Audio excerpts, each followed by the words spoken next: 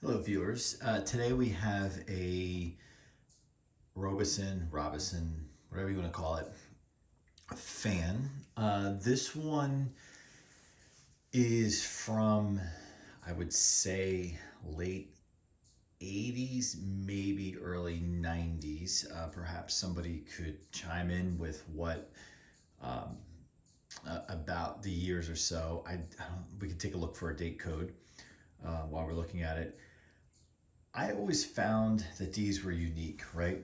When I was young, like back in the early 90s, late 80s, I thought these were rebadged Lakewoods, which from doing some research on other collectors' videos, I quickly realized that is not the case. It's really more so a knockoff of a combination of things here.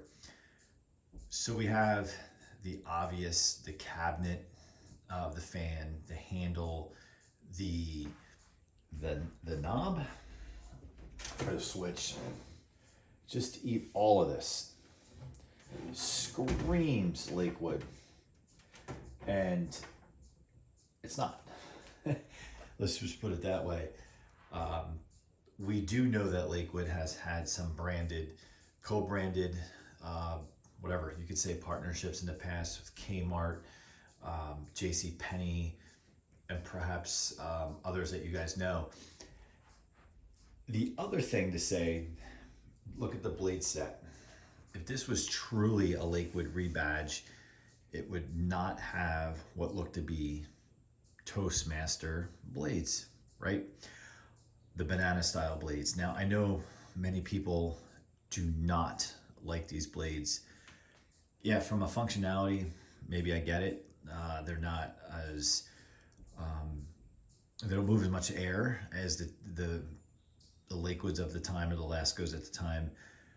I always thought they were kind of cool looking. So the way that this fan is put together is kind of like a Frankenstein. And the generation before this, same deal. It looked like a Lakewood. Now, what kind of surprises me, if it is a ripoff or was a ripoff, is whoever was in charge at Lakewood, did they file a trademark infringement or anything like that, just because it is so similar. And that's why I think many people think that it is a rebadge, but it's not.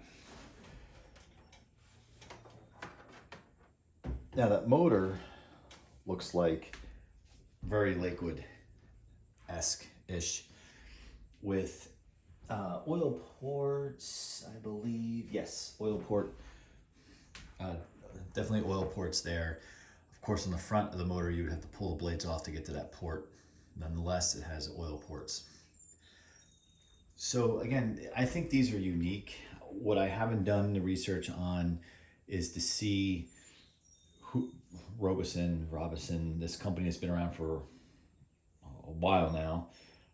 They probably don't exist any longer, but what would be interesting to me is to figure out, were they a sub-brand of another larger company?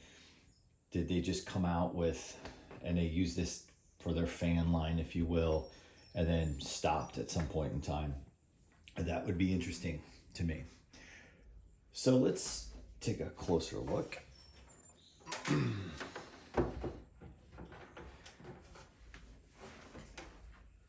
Before I dive in on that, just a background story.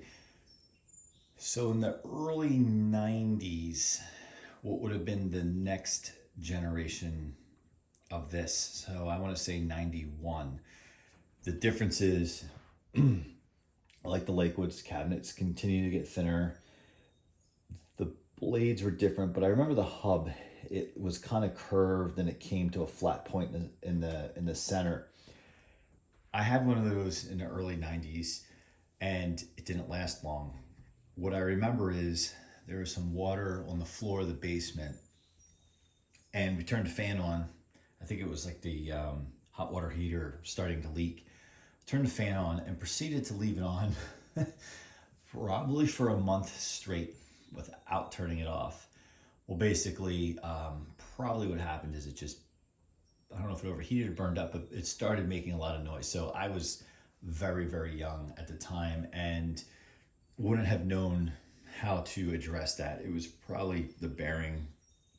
It's probably just needed to be oiled at that point because I remember it would squeal. So this fan kind of reminds me of that fan, and that's kind of the attachment to it. So let's turn it on.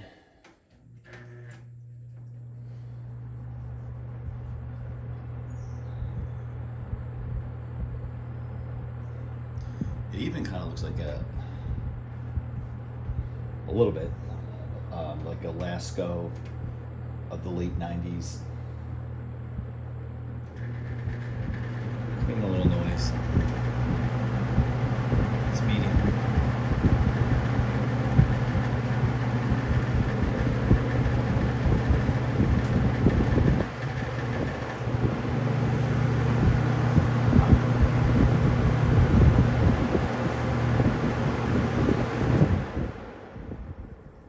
Whatever that rattle sound is, notice how it goes away when you put it on high. So let's take a look at that.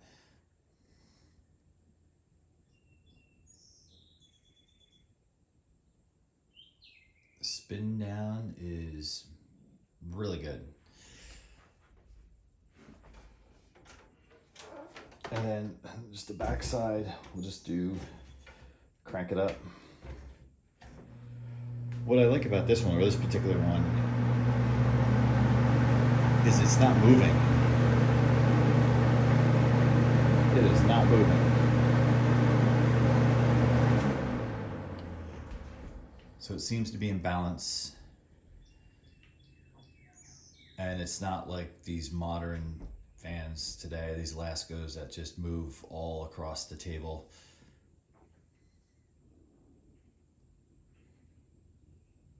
So tell me in the comments what you know about this fan.